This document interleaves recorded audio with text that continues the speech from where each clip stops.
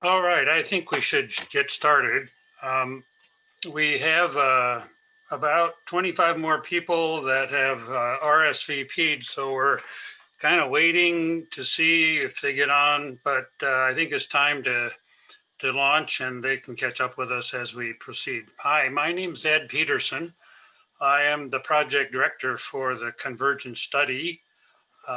Very excited to be to this moment, the kickoff of our event. The sun is shining in Everett. Um, the convergence zone has hit us. There was a pounding of rain here a couple of hours ago, and it's now looking pretty nice out there, a little windy. What kind of neighborhood do we want around our Everett Transit Center? This is the question before us today. The state of Washington has the state of Washington legislature has given us funds to bring our community together to answer this question. Recognizing that this is a very complex question, we brought subject matter experts together to bring us concepts, proposals, and ideas to define what is possible. We will shortly introduce you to these consultants who will prepare concept papers for us based on deep understanding of the Everett Station neighborhood and with a vision of what other communities in the region and around the nation have done and how they have done it. Today is the kickoff. The purpose of this gathering is to share the framework, the players, time frame, and products of the Convergence at Everett Station study. As I mentioned, neighborhood development is complex. To give you a flavor of questions to be addressed, let me summarize. How does development occur that is compatible with the property uses currently in the neighborhood? And how can it be complementary with the economic development goals of Everett?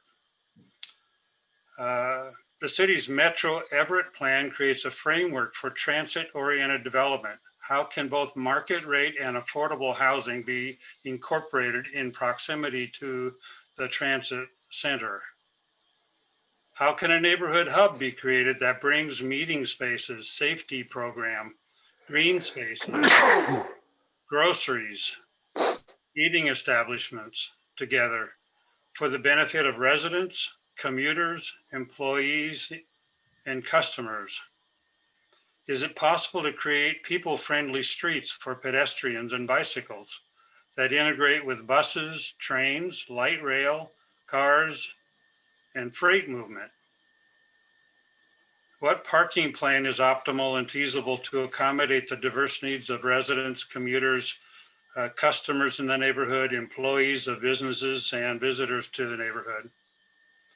How can an equitable neighborhood development plan be advanced that gives voice to the various income, ethnic, and racial populations of our community? How can an equitable neighborhood development plan be advanced that gives voice to all of us? How can green design and stormwater systems be integrated toward creating a healthy environment in a thriving neighborhood? We are delighted by the numbers of you who have joined our kickoff today and the diversity of your backgrounds and interests. We need to hear the broad array of views in our community and have a deep conversation together. So you are applauded for joining us in this initiative today. I want to enumerate the assets we are leveraging for the success of this project. The Everett Transit Center with its bus and train system and our taxpayer investment in bringing light rail to the neighborhood. The state legislature in providing funds toward creation of a plan for our neighborhood. The City of Everett owns land that can be redeveloped. Housing Hope is willing to explore ways to be a part of a catalyst development project in the neighborhood. Everett Station District Alliance is a nonprofit community development organization available to facilitate neighborhood participation in planning for the needs of property owners, business owners, and commuters. Northwest Studio and 3 partner firms are under contract to support the Convergence at Everett study. I hope that by the end of this kickoff, you will be excited about the possibilities as we seek to converge the past with the future, buses and trains with light rail, housing with transit, and Everett Station District with downtown Everett. Working together, we can make our transit center a place of pleasure for the citizens of Everett and a place of pride as a hospitable gateway into our city. So now I am pleased to introduce Northwest Studio, which has been retained to serve as our project manager for the next 5 months. We have principals from Northwest Studio with us, Aaron Young and David Cutler. David will serve as our moderator and facilitator for this kickoff today. With that, I'm going to turn the mic over to David to take us through the kickoff event. David. All right, thanks, Ed. That was a wonderful introduction. It might be sunny up there in Everett, but as I sit here at my house on Capitol Hill in Seattle, there's thunder and lightning going on. So I am exactly in the middle of the convergence zone right now. Thanks for the great introduction. We're really looking forward to being involved in this project with everybody here today, and it is quite the group. I noticed that from the initial polling, we have a wide variety of folks here on the call, everyone from kind of local businesses to government agencies. I did see a few transit agency folks on the call, even though none are listed here. So thank you for joining, as well as a wide variety of interests. So everything from folks who care about the future to business and property owners. So wonderful to have you all with us today. I want to actually start by going back a bit and bringing in 3 other folks to just talk about the impetus for this project. We're really standing on the shoulders of quite a bit of work that's gone before us. Everything from the Metro Everett plan to a series of efforts that Housing Hope, ESDA, and many others have undertaken to get us to this point. So I want to just open the floor to 3 key folks, City of Everett, Housing Hope, and ESDA, just to give a brief kind of overview and background of where they came from to get this project where it is today. So with that, Dan Ernessy, who is the executive director or the director of the Office of Economic Development for the City of Everett, if you wouldn't mind saying a few words. Thank you, David, and privileged to be here. Thank you for taking some time this morning to join this kickoff event. First of all, I thought it would be helpful to just say what this is not. This is not the typical city planning effort. It's not a rezone or a reworking of the years-long effort that produced the Metro Everett plan in the fall of 2018. It's still pretty fresh. This is not an effort that was funded with city money, nor is it subject to or expected to be necessarily approved or endorsed by the city or the city council. But what it is a collaborative effort of businesses and organizations that the city is frankly happy to support. We feel like this is a great use of the staff time to leverage, because it's accomplishing so many positive things. It's an opportunity for people on the outside to come look at Everett with fresh eyes. If you're like me, you have things in your own home that become so familiar that that you don't really see them until you invite guests over. And then all of a sudden that crack in the wall or that unpainted piece of piece of wall kind of shouts out at you. So having groups like Northwest Studio, well, the entire team look at this spot is so helpful for us. It's also very much in the city's interest because the city owns property, as Ed already said. We own a lot of property, as you'll see from the maps. We employ a lot of people in this area, both in the transit agency as well as public works, and we have a lot of our operations that are located in the station district. But more importantly, I think what this is an opportunity to, with the help of other organizations and businesses in the area, accomplish some of the things that we really are all about with the city. First of all, economic development, and that includes business retention, that includes business expansion of the existing businesses, as well as recruitment of new businesses for the area. It's an opportunity to provide a range of housing. As you know, we need housing from the affordable end to all the way up to market rate housing.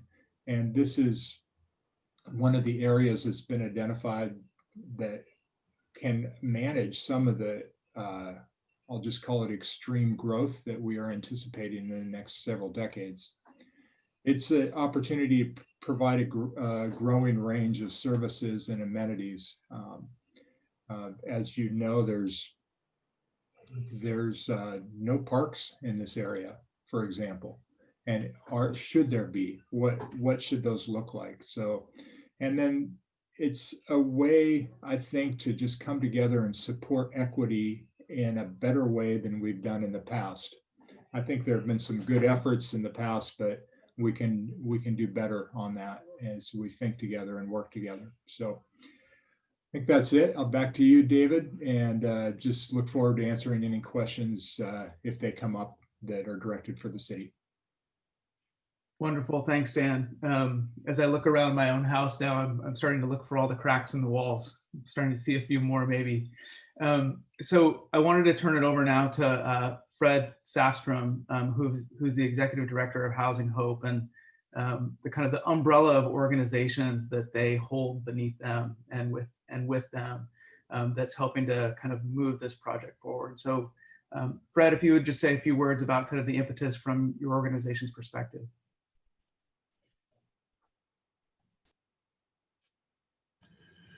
Thank you, David. It's great to be here and to share this the time with you all.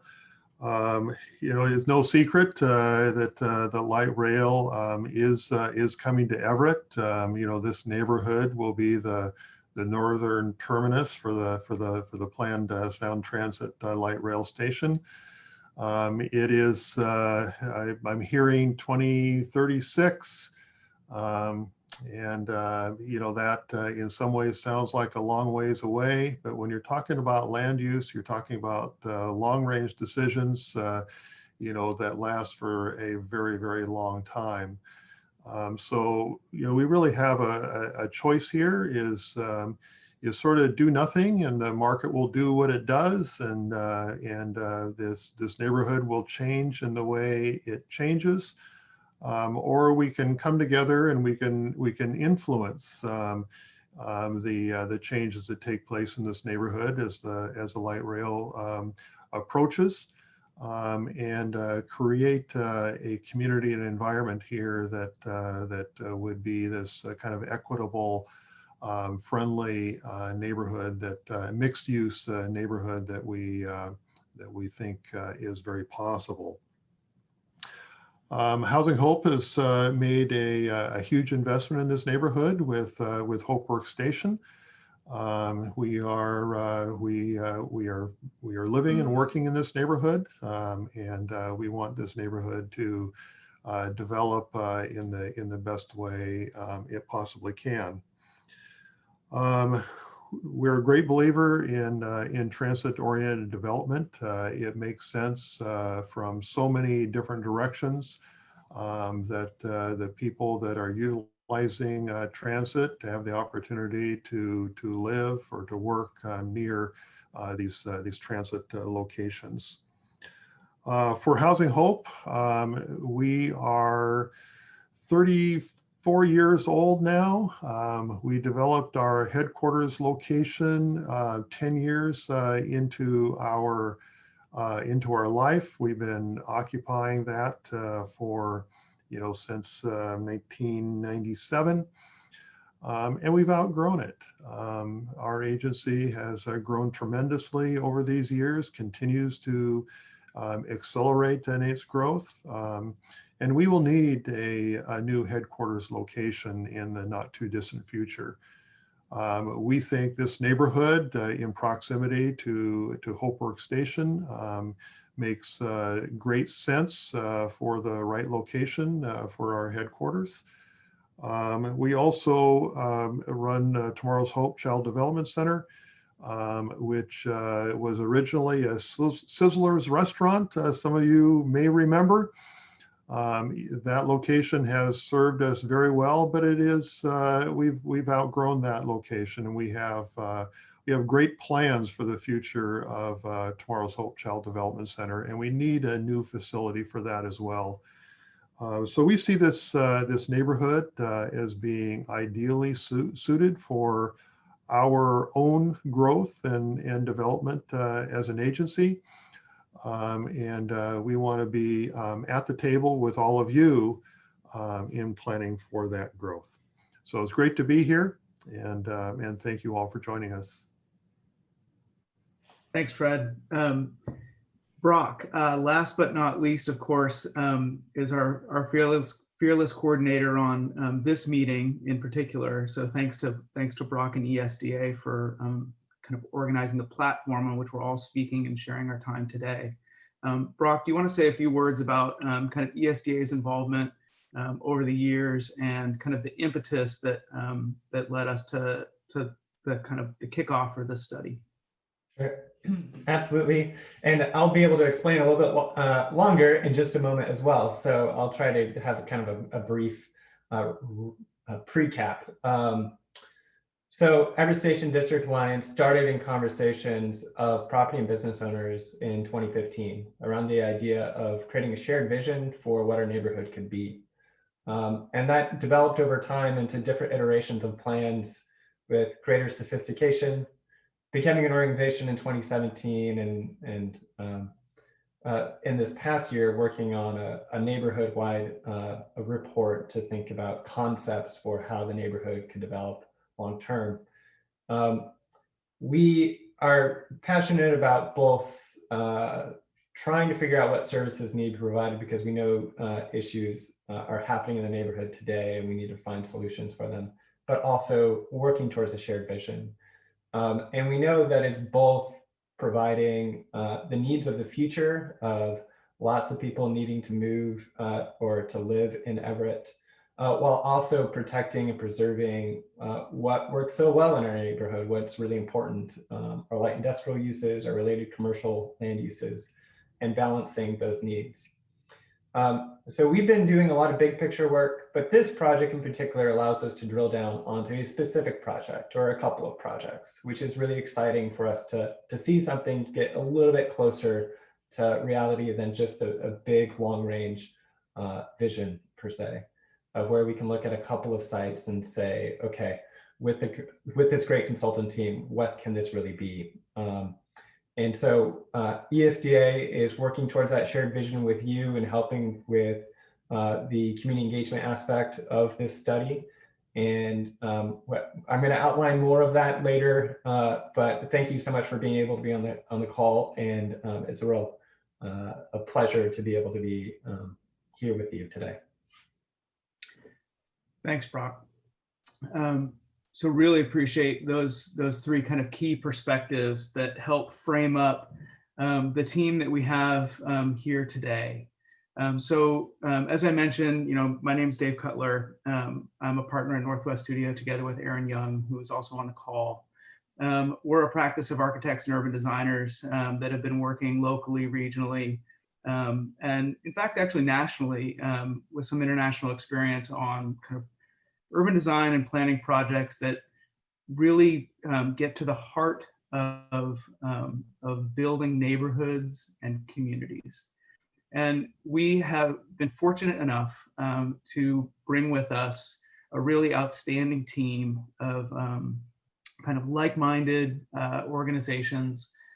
Heartland, which is our financial analyst, MIG, which is kind of our green infrastructure and civil design collaborators, and Nelson Nygaard, who are really kind of national level experts in understanding mobility and access patterns, especially in relation to transit stations and station areas. In many cases, station areas that are emerging and that involve kind of growth and development and potentially the new location of transit service. So we have a couple folks from the team with us today, and I just want to give them an opportunity to introduce themselves. Lanzi, I'm going to start with Heartland. We have Lanzi Lee, who is a project analyst with Heartland's financial team, looking at kind of the funding strategies for these projects. So Lanzi, do you want to say a few words? Yeah, definitely. Thanks, David, for the introduction. My name is Lanzi Lee. I'm a project manager with Heartland. Heartland, as many of you may know, is a Seattle-based commercial real estate consulting firm, and we have over 3 decades of experience in the Pacific Northwest, advising both public and private property owners and occupiers on real estate development investment strategies. We have deep understanding of the market across all real estate types and financing. Our role in this project will be working with the team to really understand what type of development are feasible and when, and develop a strategy for phasing, ownership structure, and project financing. Really looking forward to working with City of Everett, Housing Hope, ESDA, and the consulting team to help realize the vision for the Everett Station. Wonderful, thanks, Lanzi. And I believe we also have Bryce Merriman and Mark Davies from MIG. Bryce or Mark, do you want to say a few words on behalf of MIG? Yeah, I'm more than happy to. Thanks for the introduction, and thanks for having us here. And thanks to Ed and Dan, Fred, and Brock for inviting us into the community. MIG is a multidisciplinary practice that has offices up and down the West Coast, but our Seattle office is particularly focused on this intersection of civil engineering and landscape architecture. And the lens that we're bringing to the Everett Station area is really looking at how do we make our public spaces, and perhaps some of the private spaces as well, add up to something that is beyond your standard, streetscape typology, really making it a place that works really well for mobility, but also a place that works amazingly well for people and amazingly well for the environment. So looking at green infrastructure strategies like rain gardens, like bioswales, to enhance the environment, meet environmental performance objectives, but at the same time, making sure that we're addressing what we know are going to be significant transportation demands within the neighborhood. So we're really excited to get going, and I'll pass it back over to David. Thanks, Bryce. So we also have kind of an interesting thread to this project, which is kind of a complementary planning partner. We've been able to link up with the Urban Land Institute, which for those of you that don't know, is a kind of a national platform for industry professionals focused in land use planning, real estate, market dynamics, to provide kind of technical advice and boots on the ground experience to help kind of ground check some of the recommendations and strategies that the team will be exploring and kind of recommending for going forward. And we have both Andrea Newton and Victoria Ostreich on the line today from ULI. Victoria or Andrea, do you want to say a word or two about ULI's involvement? Sure, I'll just kick it off, and then I'll kick it back to Victoria. And I'll just elaborate a little bit on what you said. The Urban Land Institute is actually international, and we kind of convene thought leadership in stewarding thriving communities and thriving sustainable communities. And we have some specific interests locally that we've been working full force on, and that's, TOD and affordable housing and equitable development. And we've got several people locally here that are involved in the international landscape and in these areas. And so we're really looking forward to convening some great thinkers around this project. And I'll let Victoria elaborate a little bit more on this. Wonderful. Thanks so much, Andrea. And just as you were talking, a big like thunderclap came in and I could barely hear. But anyways, so yeah, we are definitely in the convergence zone. But yeah, so thank you so much to Northwest Studio and all of the project stakeholders. We're just so delighted to be a part of this project. The role that we'll be playing is we'll be pulling together and assembling a panel of about 10 to 12 ULI members from across the region and hopefully some national perspective as well to provide some of that boots on the ground perspective. We have been fortunate to be involved in many of the planning efforts around Sound Transit's infrastructure investments in communities across the Puget Sound, both from SeaTac to City of Seattle to Linwood. And it's been really exciting to be kind of on the front lines of the development projects that are happening there. So we'll be assembling this panel. It'll be kicking off kind of in early part of 2021. And just really looking forward to providing some recommendations and thoughts around this exciting development. And really glad to be here. Thanks, Victoria. So as we step into this project, you might expect that the team structure and organization that you've just seen are designed in part to reveal many of the hidden opportunities inherent in the charters that Fred, Dan, and Brock have all laid out. And while we're very early in the project, so it may be too early to tell with any specificity about what all of those opportunities might be.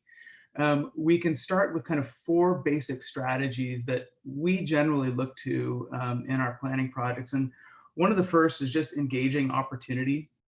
And I put this slide up here. This happens to be Yesler Terrace in Seattle, which is a roughly 30+ acre redevelopment of 563 low and very low income affordable housing units into a mixed income, mixed use, multi-generational community. And there, members of our team looked to kind of beyond the boundaries of the neighborhood itself, right? To build physical and programmatic connections between many partner organizations and actually many places within the neighborhood. And some of those partner organizations included folks that you might not expect related to a specific kind of place in the city: Seattle University, the school district, the housing authority, the city, many others, including neighborhood groups and organizations, to develop kind of not only the social capital and capacity building and educational programs for new residents and families, but also to help identify funding sources and key feedback loops to help inform the design and implementation of affordable housing, parks and infrastructure, and some of the kind of green components and street infrastructure that Bryce described. We also look to examples that try to build complete communities. So a couple blocks up the street from Yesler Terrace is the Capitol Hill Link Station, where we have experience working with Capitol Hill Housing to implement an eco district, which is, for those of you that don't know, is kind of a holistic design and neighborhood governance framework, which wound up becoming a foundational component in the subsequent joint development of the properties over the station boxes. The buildings are going up now. They're different than what you see here. This was an early rendering of what those could be. But what happened is that we wound up being able to deliver lower cost utility bills for residents, as well as new community spaces, physical connections, and some neighborhood services that just weren't there prior.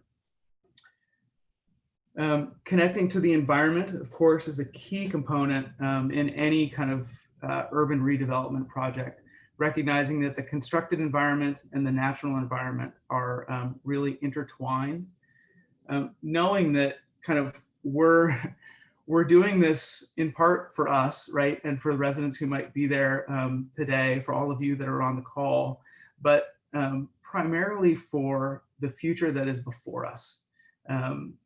Looking to projects like, and examples like the Tacoma Housing Authority in the Hilltop neighborhood, which really look to build kind of a ground up planning effort that was able to deliver funding for new projects for housing and social services that are really geared towards the residents that will be there years and years and years from now. So I want to give a little bit of space and time here. I know that Brock has got a few questions for us to help keep folks engaged and to understand kind of what the priorities are in the neighborhood that we should be looking to as we think about these things. So I'm just going to hold here and give folks an opportunity to read and answer this question so that we can have a little bit of feedback early on for how we move forward. So I'm just going to go on mute for a minute or two while folks take a look at this.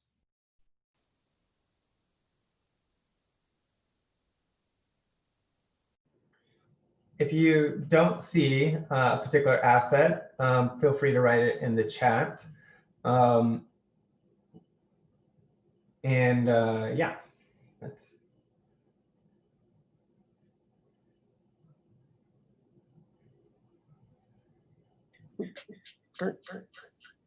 You can,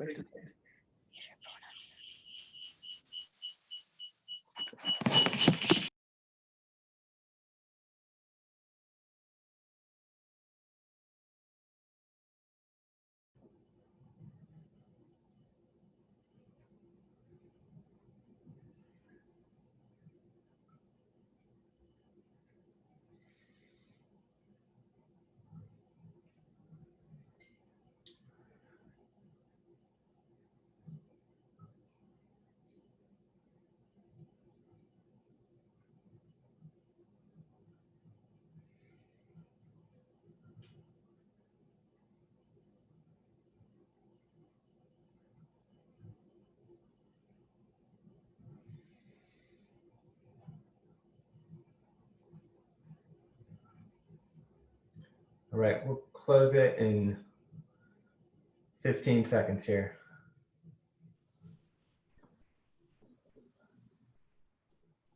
I have to say, this is really wonderful to see, not just the participation, but kind of the wide variety of responses, recognizing that, you know, Housing Hope and many of the social institutions and organizations that are part of the neighborhood, the YMCA and others, are really key aspects to thinking about how the neighborhood might grow, and you might facilitate kind of the emergence of new programs and activities, but as well as just the importance of kind of local industrial businesses and other activities that have really established themselves in the neighborhood and kind of give it the character and kind of authenticity that it has today.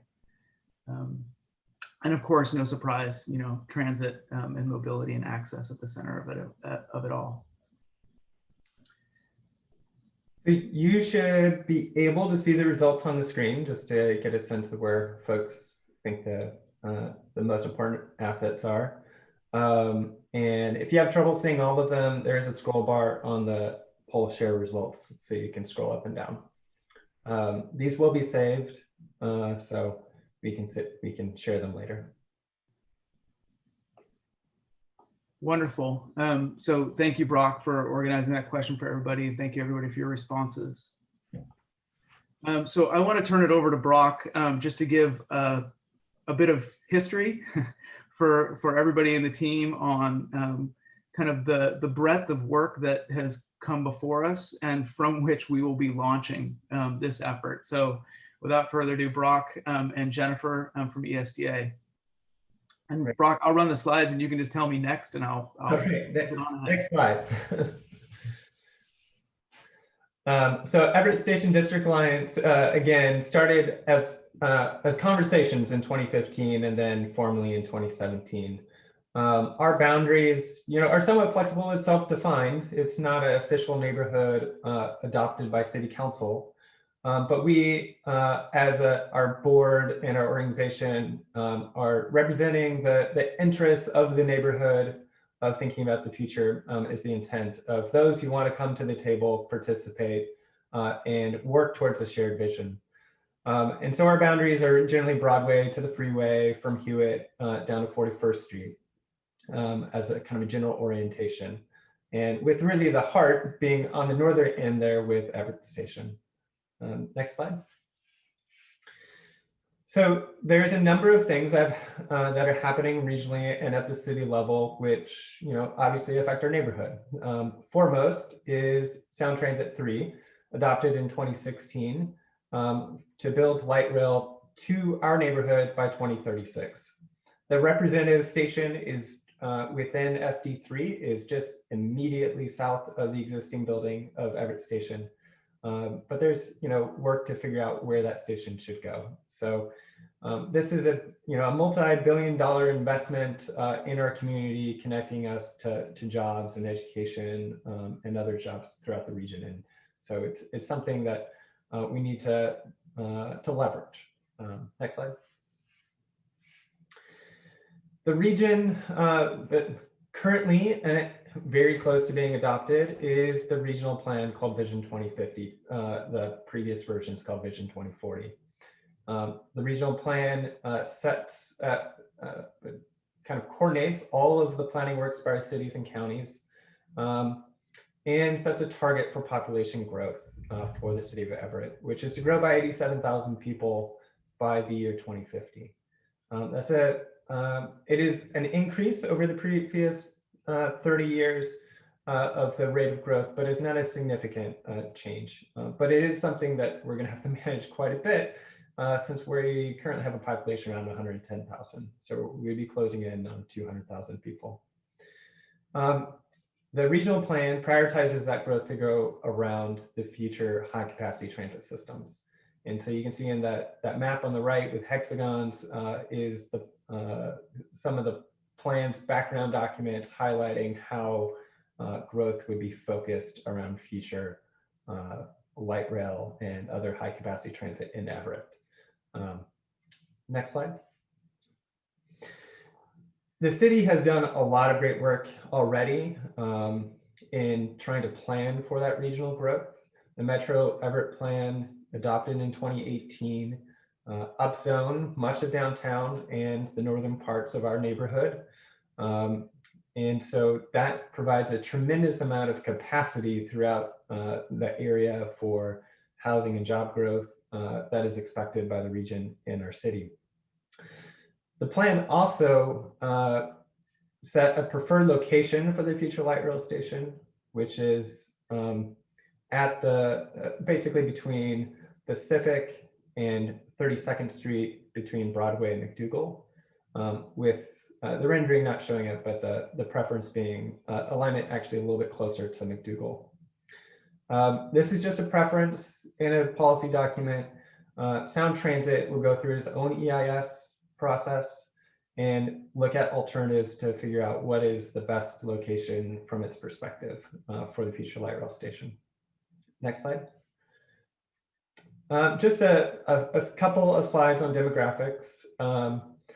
So our city is, it's kind of hard to see in the pie chart, but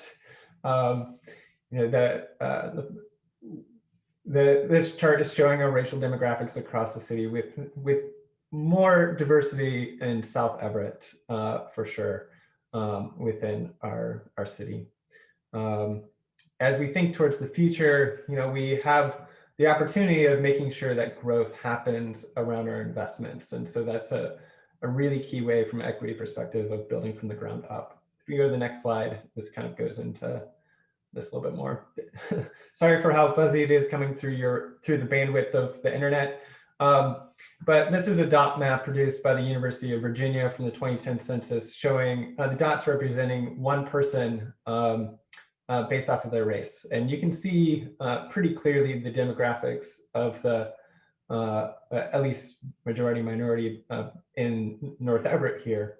The thing that's notable about this map is hardly anybody lives here today within the neighborhood. And so there is this opportunity to build from the ground up within that neighborhood. Next slide. Our census tract, which is broader than just our neighborhood, is one of the poorest in the neighborhood as well.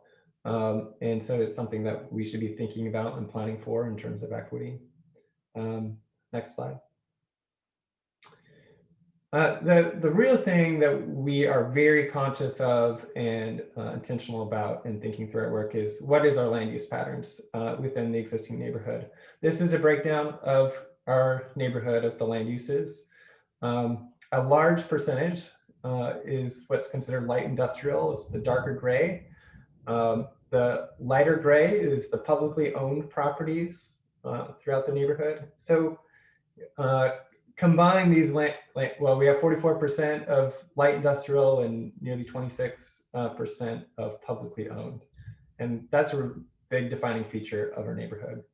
There is a small sliver of orange of that for social services.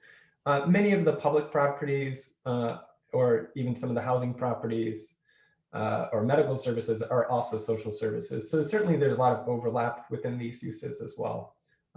But I think for all of us who know our neighborhood, we recognize that industrial uses have been a really important feature to our neighborhood over time.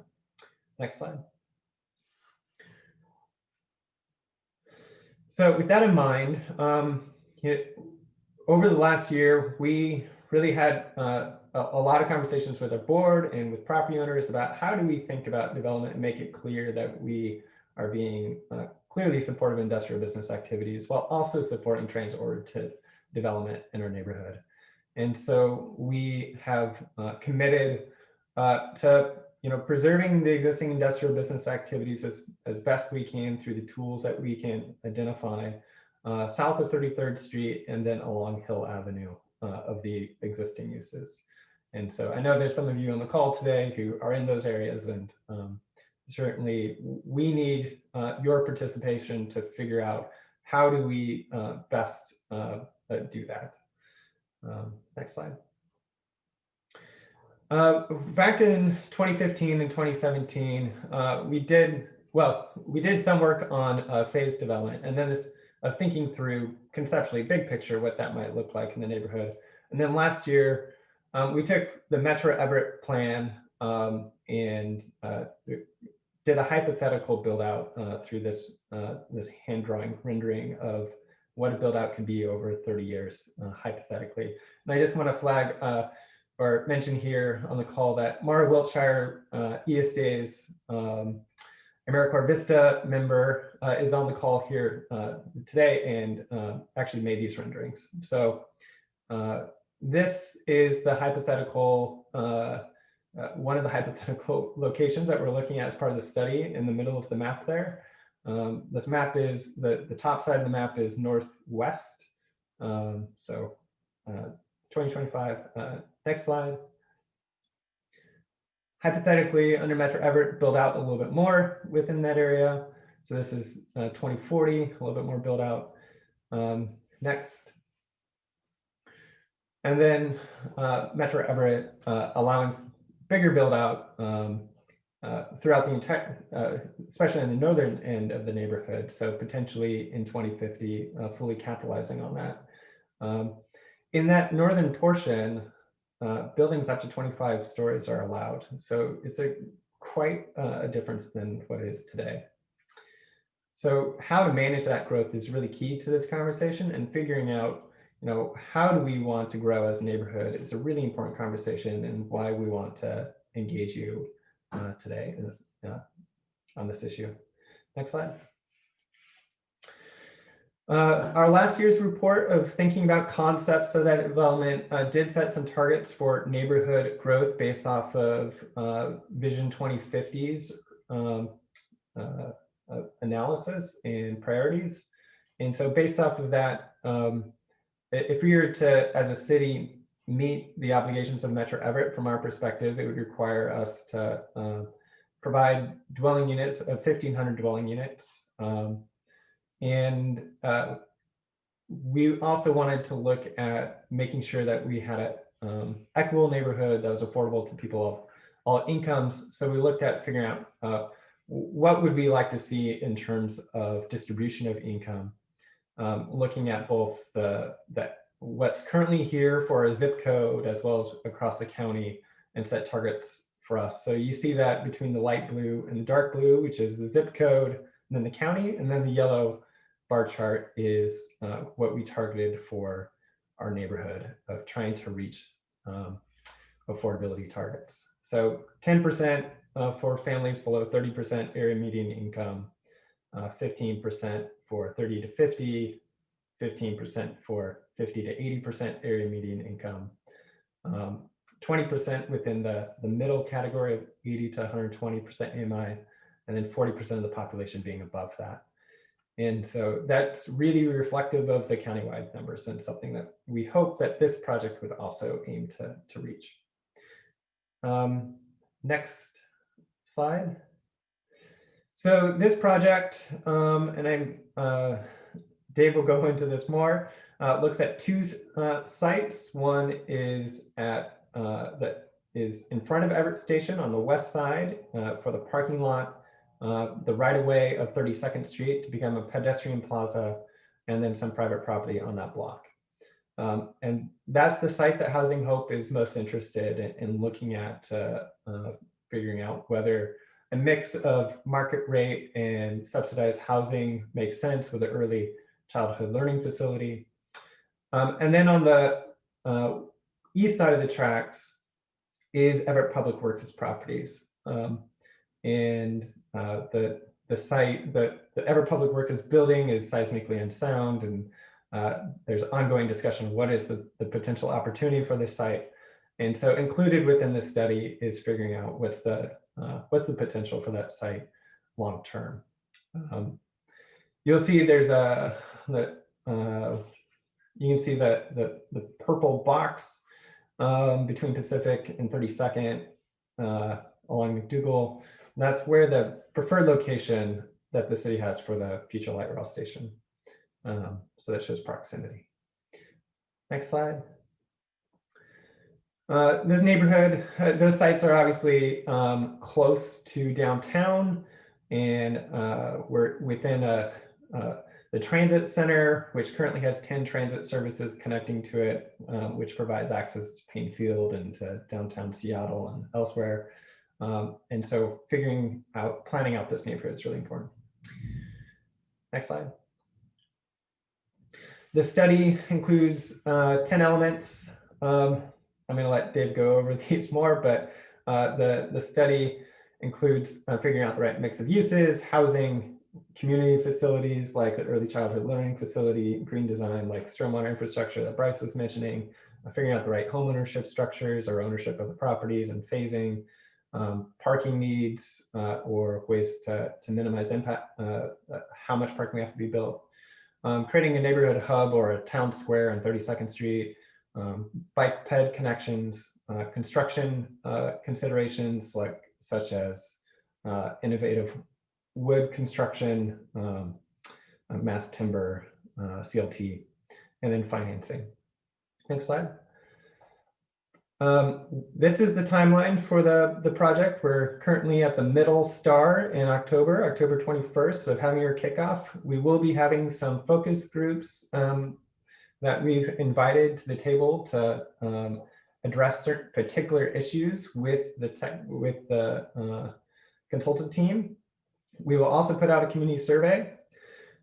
This will wrap up with a draft report in December with a open house in January for that draft, and finally a final report in March with a final open house for further engagement. We, of course, will continue to love to have your feedback, whether it's through one of those official channels or a community survey or just offline through email or one-on-one conversations. Next slide. This is the same thing I just went over, so we can, I think, go to the next slide. We have a committee for looking at equity called the Committee to Create a Just and Equitable Community. And I'd like to introduce Jennifer Cowell, who is this ESDA's 2020-2021 AmeriCorps Vista member, who is helping lead that committee. So I'm going to turn it over to Jennifer. Thanks, Brock, and welcome everyone. So with these set of principles, they are going to lay the groundwork and be like a set of guidelines for how committees should operate and begin to discuss like policies and programs to be recommended.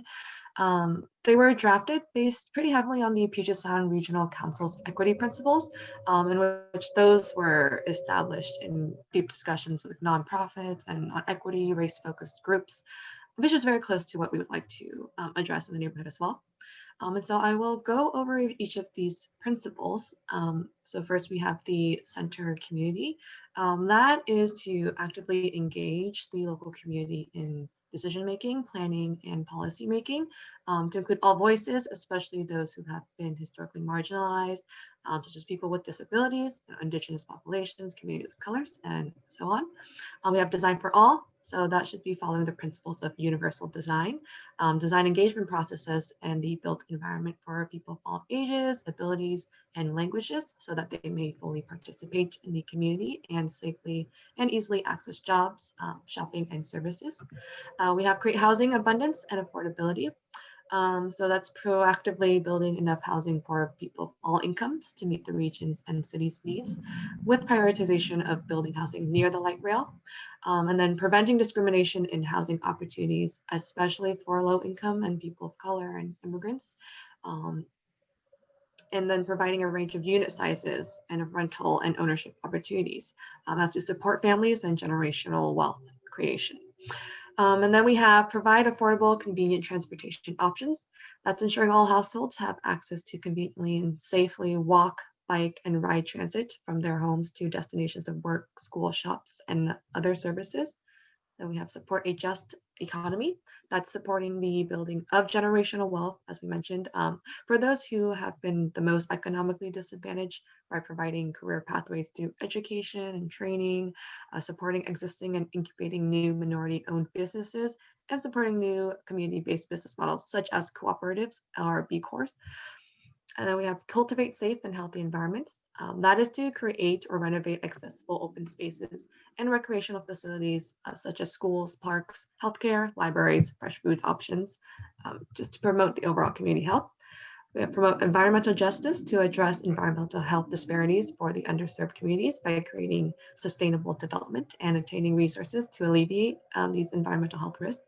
And last but not least, we have preserve and utilize local access, our assets, and that is to support arts and cultural programs to address the needs of diverse populations that can strengthen and preserve existing cultural landscapes. One of the things is acknowledging Indigenous voices and recognizing the history of this land and how it ties into the lives of the people, past and present.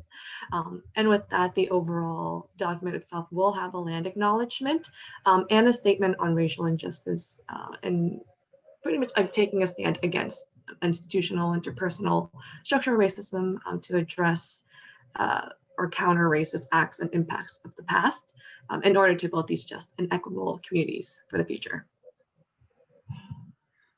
Right. So thank you so much, Jennifer. And this will be folded in terms of both the study within the focus groups moving forward, and then the committee will review recommendations moving forward and have its own action agenda around these issues. And then long-term thinking about these issues as well beyond this study itself. With that, I think we're on to the transition slide here. With the second question, so you wouldn't mind bringing that up for folks to take a peek at.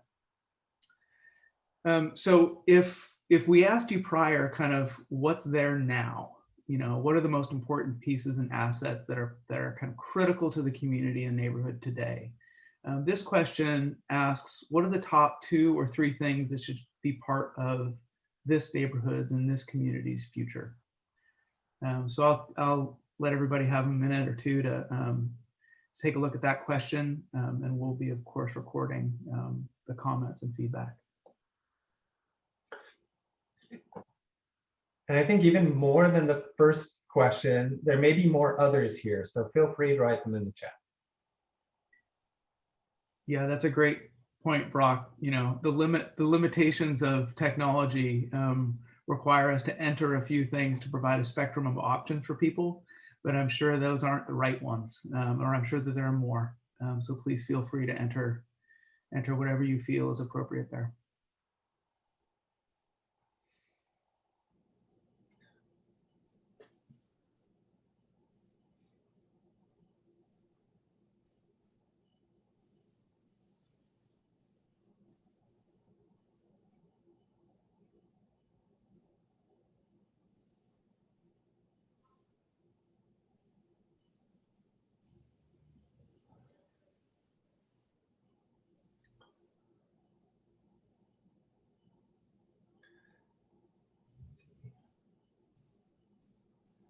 All right, we'll keep it open for another 20 seconds before closing it.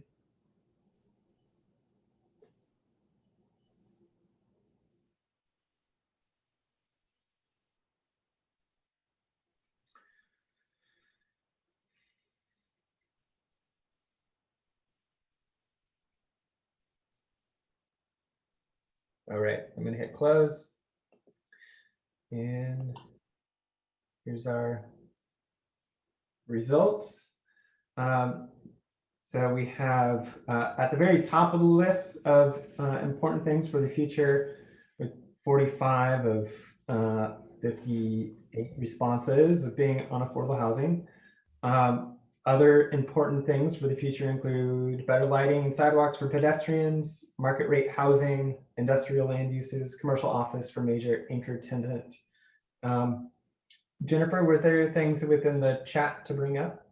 Yeah, a lot of people mentioned park and rec facilities, as well as sort of bike mobility in terms of thinking about connector to the rail and the urban, or the interurban trail, the riverfront, and just bicycle facilities and sidewalks and lighting.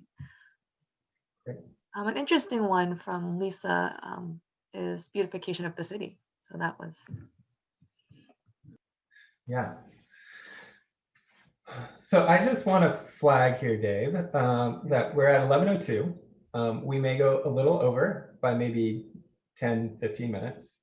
So I'm just going to address that up front before we get right up until 11:30. So. Well, I will move quickly through the next section. And this is the kind of the things that we would like to see, or that you all would like to see in the neighborhood, is really instructive to look at now, because we'll be touching on the potential for some of these items here as I move through this next section of the kickoff.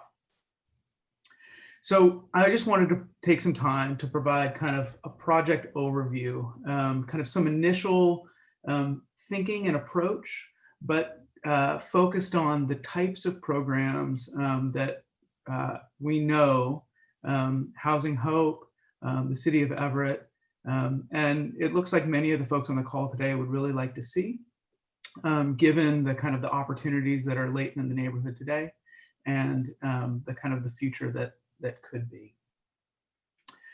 So just to go back to the team for a second, you heard from everybody on the call, which was wonderful to kind of see the spectrum of folks that we have available to us for this project.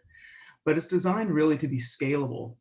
So of course we have kind of the core team of Northwest Studio, Heartland, MIG, and Nelson Nygaard providing that kind of that industry level expertise. But we also have this resource group that we're drawing on. And ESDA is one of those groups, along with the City of Everett, the Community Planning and Economic Development Department there. Together with ULI, the University of Washington undertook a study of kind of community and cultural facilities that could be possible in the neighborhood. And then there are other potential engagements with groups like Sound Communities, which is affiliated with the Runstad School of Real Estate at the University of Washington, with members that are on the call today. And that kind of scalable team allows us to just zoom out for a second and let's just take a look at the city as a whole. And if we look at kind of, this is just a map of Everett city limits, we recognize that the location and the context for this site, for this project, is really a constructed one. The environment is built in this location And there are very few existing components that reach into the neighborhood that have that kind of wildness, habitat, environmental quality that is really a critical piece of living in cities today. One of the other things that when you look at the kind of the site at this scale that you notice right away, and that some folks had mentioned earlier on the call is that we're just not next to any of those parks, and we're not next to schools either. There's kind of a series of schools that orbit the neighborhood, but educational opportunities within the district are something that, that could be thought about going forward. And those realities make us think about how we might deliver mixed income housing projects in the neighborhood, and what are the other functions that are required in order to make those housing uses successful for new residents and families. What are the amenities that they might need in the neighborhood? Where might the kids play? You know, these are all key pieces of thinking about kind of complete communities for these sites. You know, Fred and Housing Hope mentioned early childhood education, and Housing Hope's kind of commitment to provide that for their enrollment and students south of this site. And where might the opportunities be here to think about bringing children and a variety of generations to the area to learn and live kind of close to transit and other kind of key pieces of urban infrastructure. Looking back out or zooming back out for a second, one of the things that is, you know, maybe not as surprising is that, you know, the neighborhood is a hub of transit. The overall, this is the map of the overall kind of community transit network. And clearly, you know, there's a variety of connections and opportunities associated with the station area here.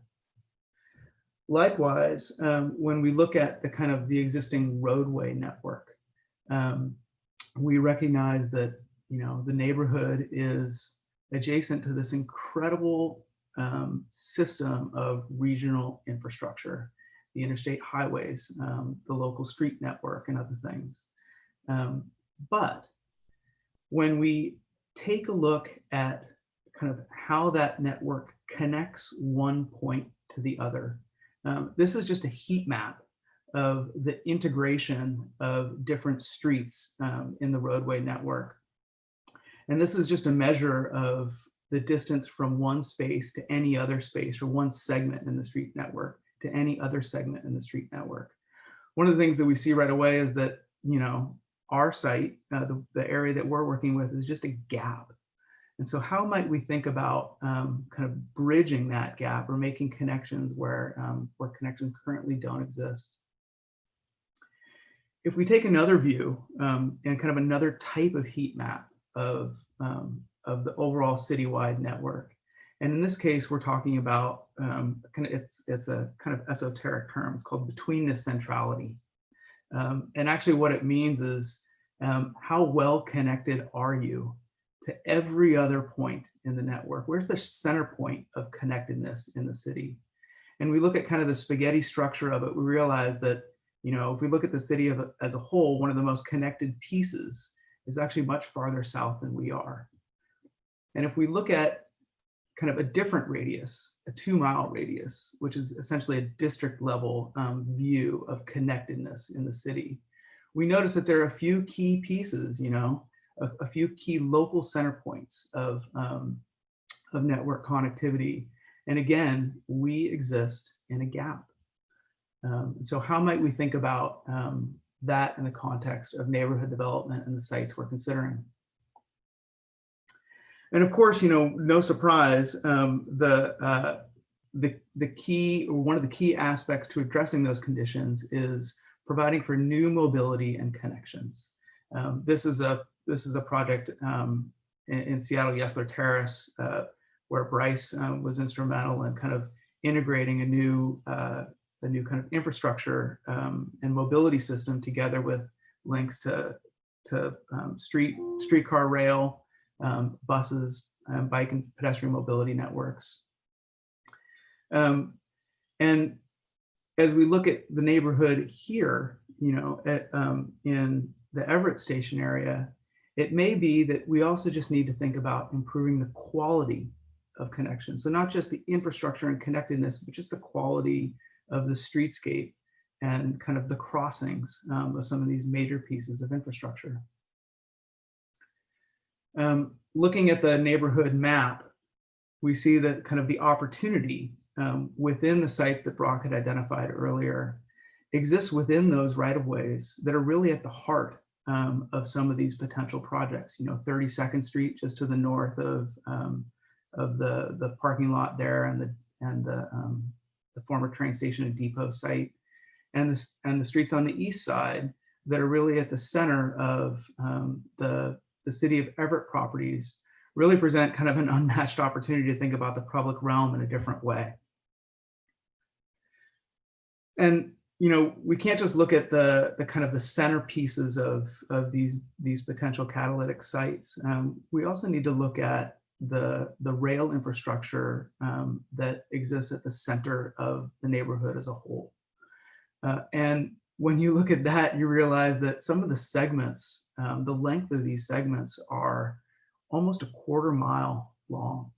1,000 feet is a long way to walk before you can cross from one side of the tracks to the other.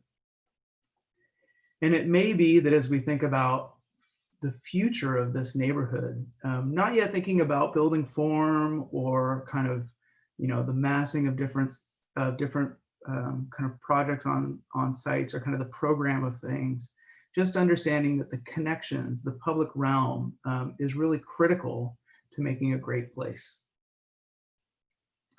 You know, and sometimes that place just means providing places for people to sit. You know, sometimes it means using green infrastructure as a key component in making that place just wonderful and beguiling and this kind of draw for pedestrians and families and new residents. It also might mean thinking about buildings in a different way, thinking about buildings themselves as connections. This happens to be the adaptive reuse of a project in Capitol Hill, not far from where I live, called Chop House Row. That just, and it's actually a ULI case study. So a key reason why ULI is involved in this project. But it also might mean things like new buildings that can provide just a quality of place that is kind of unmatched today. In many parts of the country and the world. This happens to be one of the greenest buildings on the planet, the Bullitt Center in Seattle. So the process, just to touch on that for a minute, this project is, as Dan had mentioned early on and in his kind of introduction, is really a bridge between much of the prior planning work that has been undertaken and project actions. So building projects to actually improve and kind of move key components of the neighborhood forward. And the schedule, as Brock had laid out, is really designed to set some of those catalytic projects in motion. So we happen to be in the middle of October, kind of partway through our discovery phase, which is essentially the research and analysis that goes into looking at this neighborhood so we can understand and what the potentials may be, moving into design and delivery of a set of recommendations. But those are really predicated on an understanding that we're really looking at projects here. We're looking at initiating design phase sequences that move some of these plan level strategies and recommendations into the ability to become facts on the ground. So I just want to share one example from practice. And this, of course, is not the only example. There are many across the world, locally and regionally, that are also applicable. But just to look at the Spring District in Bellevue as one. And I've been trying to date this picture. I think it's, you know, somewhere late 80s, early 90s in Bellevue. And this is just east of the 405 and the Bell Red Corridor, which for those of you that know is as a kind of or light and industrial and manufacturing center, really for the region. Safeway, Coca-Cola bottling have been there for years and years. And the Spring District development began from the purchase by Wright Runstad of about 30 acres of property that kind of existed at the heart of that district, at the location where a new light rail station was to be located as part of ST2, the East Link for Sound Transit moving to points east and out to Redmond. And this is a 32-acre site with 3 key pieces at the core. A kind of neighborhood amenities, a public park, and a new retail and cycle pavilion, which I'll get to in a minute. And those began kind of the thinking about kind of what the program could be and what key components of public realm infrastructure might be, began as a series of studies that just looked at location, program, connections, and kind of overall building configuration and massing to help integrate some of these new ideas into a neighborhood that was emerging and yet needed to retain many of the functions that were there, historically. And what happened is at the heart of the district was introduced a park. This happened to be designed by GGN, and it really became kind of this locus and focal point of just environmental quality that demonstrated that there is kind of a new potential as part of the district, which engendered new projects like housing. This happens to be market rate housing developed by AMLI, a national REIT, developing a variety of housing projects in the region. Centers for Engagement and Learning, Tsinghua University, together with the University of Washington and Microsoft, located the Global Innovation and Exchange Center at the heart of, or adjacent to the park, at the heart of the district, to help bring kind of opportunities for learning and education, and a just different variety of potentials to the area. Together with kind of a mix of commercial activities that were intended and are kind of being completed to coexist with many of the functions that are still there today. The Coca-Cola bottling plant and Safeway Distribution Center are still key pieces of the neighborhood and really function quite well in relation to these new residents and commercial activities in housing. And one of the key pieces that we're actually working on today is a cycle pavilion, which provides structured parking for 400 bikes and kind of start of trip and end of trip commuter facilities to allow folks access to the neighborhood that wouldn't otherwise have. And this is really a wonderful opportunity just to think about the scale of potential catalytic sites in the context of a new and emerging district. And I mention that because, clearly there are some amazing and wonderful businesses and local institutions that are part of this district. Everett Steel is one. Buildings that have had a variety of different kind of uses and functions over their life. The Depot Cafe and Smokehouse, formerly the station building, as part of the Everett Station area. And new functions, critical pieces of advancement and development to help bring opportunities for new residents and families to the area. HopeWorks 6 or the HopeWorks Station 2 project is just one example. To bring, I think, more than 60 units now to the area. And at the ground floor of that is really where kind of that building and project and potential meet the potential for the future of this neighborhood, where it's really delivering opportunities for new business, retail, and other functions to kind of think about how the neighborhood might evolve into the future. And with that, I wanted to bring it to kind of our closing question. Brock, if you wouldn't mind bringing that up.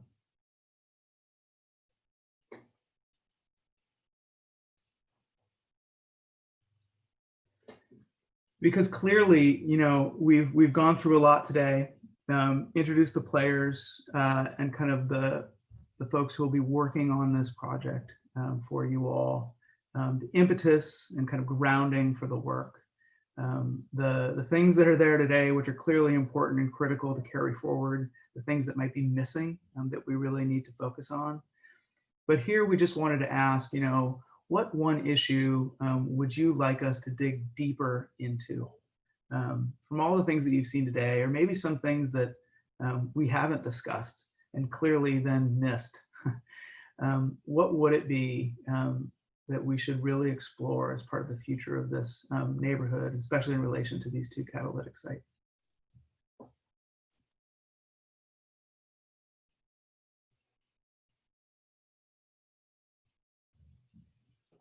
And as you think about and respond to that question, I would also ask you to think about any questions that you might have for the design team, for any of the resource team members, City of Everett, ESDA, Housing Hope, and others that you've heard from today. Please write those questions in the chat. And Jennifer and Brock will do their best to bring a few of the highlights forward, try to keep us on as much as on time as I can here. Yeah. And we will be, if you respond to these questions here, or this one question here, I'll be able to follow up with you. I'll know what you marked. So if you want to work more on stormwater, for example, I'll be able to follow up with you to talk about more of how you can get engaged in that issue. And Mara provided a good comment in the chat, which is, I meant to include an option around public space and town square of getting more involved in that issue. If you'd like to do that, do what she did, mark it in the chat. We can follow up with you about that issue.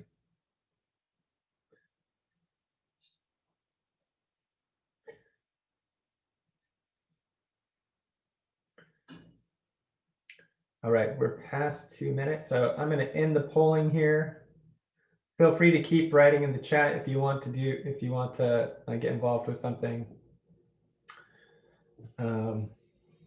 Lots of folks wanting to get involved with making sure that the neighborhood is just and equitable. That is fantastic. And I'm excited to have 4 folks interested in being involved with preserving and supporting the light industrial business activities. Lots of great involvement here. So I'll be following up with you on all these issues following the meeting. Jennifer, are there questions that folks have or good comments that we should raise up?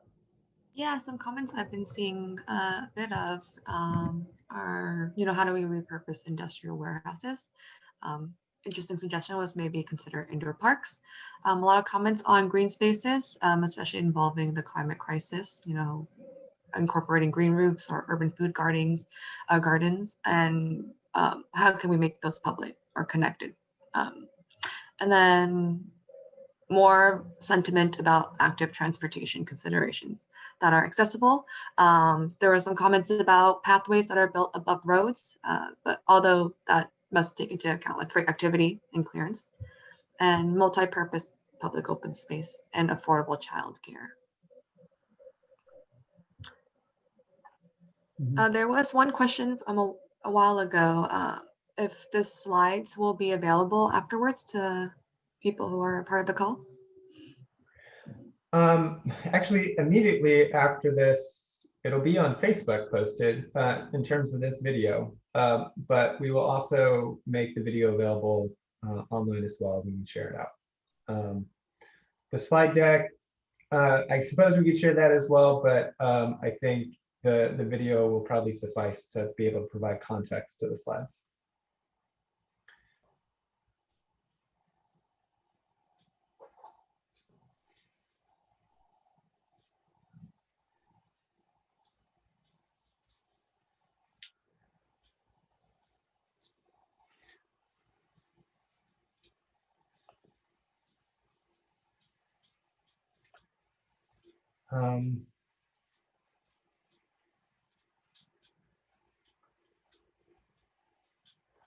I haven't been able to follow the chat perfectly during the meeting, but I have seen a ton of engagement. I've been really impressed by how much engagement there was in the chat today. So I'm really excited about digging back through the chat later. I'm curious, Dave, if you were able to go through it at all as you're going through the presentation. No, I haven't been able to dig through the chat. Lots of good focus on public space, creating good public space with rooftop gardens and thinking about the neighborhood as a gateway into the city and the importance of having a beautiful gateway into the city. And thinking through our report and study, how do you think we will be addressing some of those ideas? Just going back to, that's a great question, Brock. I'm just going, as I'm digging through the chat, I'm also noticing that folks have posted other great examples of kind of light industrial and manufacturing center redevelopment into mixed use communities. Granville Island being one, which is not far. It's across the border, and unfortunately we can't get there to go visit it right now, but that's another great example. I think it's too early to say kind of to go back to your initial question, it's too early to say what some of the specific strategies might be to help address many of the issues that we talked about today. I think the goal of the conversation today is to understand the landscape of current assets, what the variety of those are, what the landscape of the pieces that are clearly missing are, and kind of what the priorities among the neighborhood and community members are. Because those three pieces will really help inform how we structure recommendations and strategies for development on each one of the sites, and to what extent some of those recommendations and strategies are near term, and what might be longer term kind of horizons for implementing some of those things.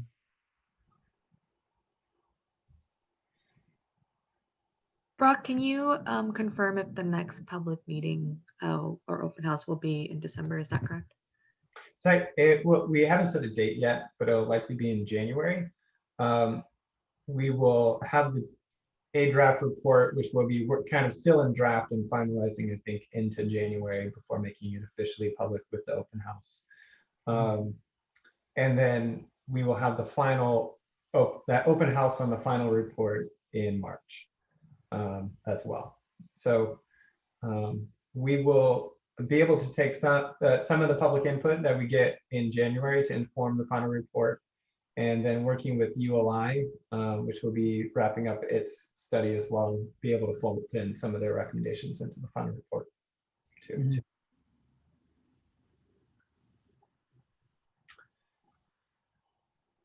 Yeah, I mean, I'm also seeing a number of comments about access to the slides and the video. Having it posted on Facebook would be wonderful for people to be able to watch. We can do our best to downsave the slide deck itself, but I have to tell you, it's more than 100 megs, so it's a little bit heavy to be distributing. We'll see if we can find a site or a place to post it. The video will be on YouTube once we get that going, but it takes a while to process it. So slide deck's 100 megs. The video is going to be a little bit bigger. So I like not exactly Freudian slip, but it's just kind of change in words that I saw Paul made regarding GSI for stormwater infrastructure and creating great public spaces using it. He used the word peacemaking instead of placemaking. And I think that's maybe also true of being able to create a great public space. It'll also be a peaceful space. So I think that was nice.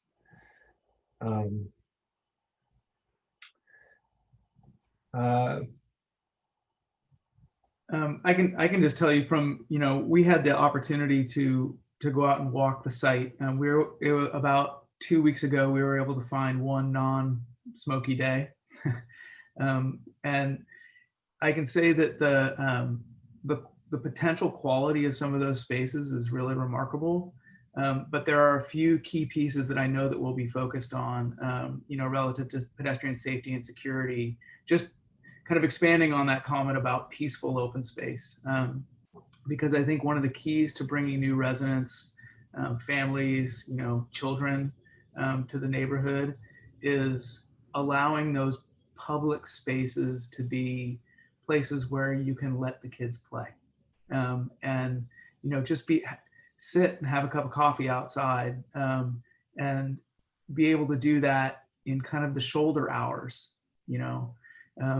Growing up here in the Pacific Northwest, one of the things that you learn right away is that in the winter, it starts getting dark, and in the fall it starts getting dark at 4 in the afternoon, and you wake up in the dark too. So having those public spaces that are comfortable is just critical, absolutely critical, to making neighborhoods succeed, or helping neighborhoods succeed, I should say. So anyway, that's one of the things that we'll be looking at clearly as we move ahead. Fantastic. Well, I think this is probably a great time to wrap up here. I want to say thank you for everybody participating today on this call. I'm excited to work with you over the next few weeks, both just the survey and engagement. If you have ideas or questions, feel free to email me. The email's on the screen there, brock@everettstationdistrict.com. And if you want to talk with the project team or with somebody about a particular issue, get in contact with me and I'll route you the right way. We do have a number of ways of engagement. So, I look forward to emails from me, perhaps for how to get involved in those next steps. With that, I'm done. I'm wondering if Ed would like to say any final words, or if Dave would like to say any final words before we end this presentation.